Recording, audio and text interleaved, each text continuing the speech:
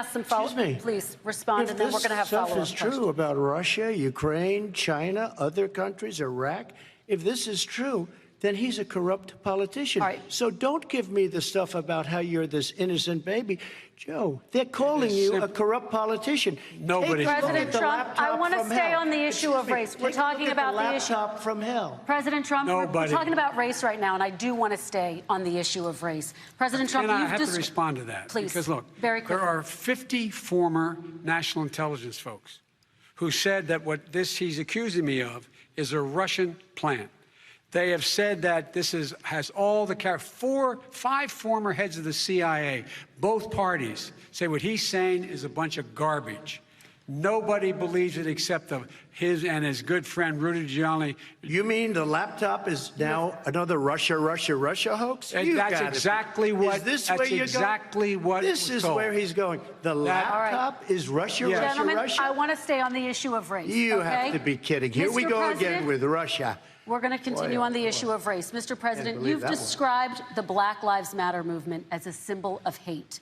You've shared a video of a man chanting white power to millions of your supporters. You've said that black professional athletes exercising their First Amendment rights should be fired. What do you say to Americans who say that kind of language from a president is contributing to a climate of hate and racial strife? Well, you have to understand, the first time I ever heard of Black Lives Matter, they were chanting pigs in a blanket, talking about police. Pigs, talking about our police.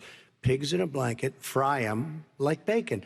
I said, that's a horrible thing. And they were marching down the street. And that was my first glimpse of Black Lives Matter. I thought it was a terrible thing. As far as my relationships with all people, I think I have great relationships with all people. I am the least racist person in this room. Well, what do you say to Americans who are concerned by that rhetoric? I don't know. I mean, I don't know what to say. I got criminal justice reform done and prison reform and opportunity zones. I took care of black colleges and universities. I don't know what to say. They can say anything. I mean, they can say anything. It makes me sad because I am the least racist person. I can't even see the audience because it's so dark.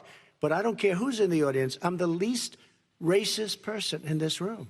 Okay. Vice President Biden, let me ask you very quickly, and then I have a follow-up question for you. Abraham Lincoln here is one of the most racist presidents we've had in modern history. He pours fuel on every single racist fire. Every single one. Started off his campaign coming down the escalator saying he's going to get rid of those Mexican rapists. He's banned Muslims because they're Muslims. He has moved around and made everything worse across the board. He says about the poor boys, last time we were on stage here, he said, I told them to stand down and stand ready. Come on. This guy has a dog whistle about as big as a foghorn. President Trump, I'm going to give you 10 seconds to respond, and then I have a follow-up. He made a reference to Abraham Lincoln. Where did that come in? I mean, you said you're Abraham Lincoln. No, where did that? No. You said, I said not since Abraham Lincoln has anybody done what I've done for the black community. And I'm saying, I didn't say I'm Abraham Lincoln. I said not since Abraham Lincoln has anybody done what I've done for the black community. Now, you have done nothing other than the crime bill, which put tens of thousands of black men, mostly, in jail. All right, let me ask Vice President because if you look at what's happening with the voting right now, let me ask they Vice remember President that Biden you treated them very, very badly. Just take a look at what's happening out there. Vice President Biden, let me give you a chance to respond within this context. Crime bills that you supported in the 80s and 90s contributed to the incarceration of tens of thousands of young black men who had small amounts of drugs in their possession. They are sons, they are brothers, they're fathers, they're uncles, whose families are still to this day, some of them suffering the consequences. So speak to those families. Why should they vote for you? One of the things is that in the 80s, we passed 100%, all 100 senators voted for it, a bill on drugs and how to deal with drugs. It was a mistake. I've been trying to change the sense, and particularly the portion on cocaine. That's why I've been arguing that, in fact, we should not send anyone to jail for a pure drug offense. They should be going into treatment across the board. That's what we should be spending money. That's why I set up drug courts, which were never funded by our Republican friends.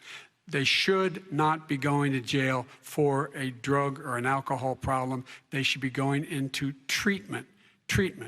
That's what we've been trying to do. That's what I'm going to get done, because I think the American people have now seen that, in fact, it was a mistake to pass those laws relating to drug. But they were not in the crime bill. But why didn't he get it done? See, it's all talk, no action with these politicians. Why didn't he get it done? That's what I'm going to do when I become president. You were vice president along with Obama as your president, your leader, for 8 years. Why didn't you get it done? You had 8 years to get it done. Now you're saying you're going to get it done because you're all talk and no action, Jim. We got a lot of it done. We released 38,000. We got 38,000 prisoners left from the. You got nothing done. 38,000 prisoners were released from federal prison. There were over 1,000 people who were given clemency.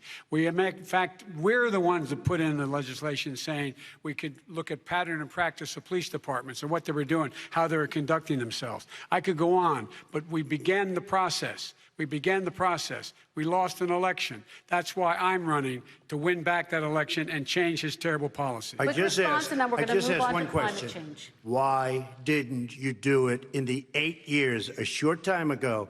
Why didn't you do it? You just said, I'm going to do that. I'm going to do this. You put tens of thousands of mostly black young men in prison. Now you're saying you're going to undo that. Why didn't you get it done? You had 8 years with Obama. You know why, Joe? Because you're all talk and no action. All right, Vice President Biden, and then we're going to move on to the next section. We had a Republican Congress. That's the answer. Well, you got to talk them into it, Joe. Sometimes All right. you got to talk them into it. We're going to move on to our next section, Like I did with criminal justice reform. I had to talk Democrats into it. Gentlemen, You did what we we're running out of already done. time, so we got to get on.